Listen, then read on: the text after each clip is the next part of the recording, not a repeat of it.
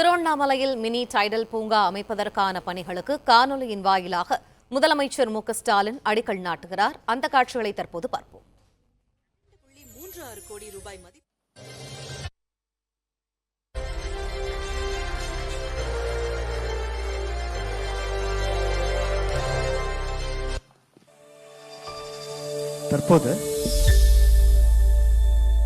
தற்போது தமிழ்நாட்டில் பரவலான தகவல் தொழில்நுட்ப வளர்ச்சியை உறுதி செய்ய நிலை 2 மற்றும் நிலை 3 நகரங்களில் மினி டைடல் பூங்காக்கள் நிறுவிட இது தொடர்பான மேலும் தகவல்களை எமது செய்தியாளர் கார்த்திகேயன் வழங்க கேட்போம். கார்த்திக், விரிவான தகவல்களை பதிவு பண்ணுங்க.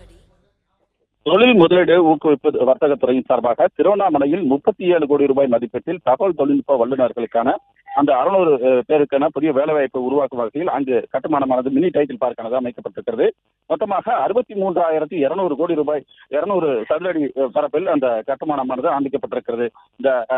இந்த இடத்தில் மினி டைட்டில் பார்க் அமைக்கப்பட்டிருக்கிறது. இதன் மூலமாக 600 மேற்பட்டோர் வேலைவாய்ப்பு பெற இருக்கிறார்கள். இந்த டைட்டில் பூங்கா முதலமைச்சர் அவர்கள் அடிக்கல் நாட்டுகிறார்.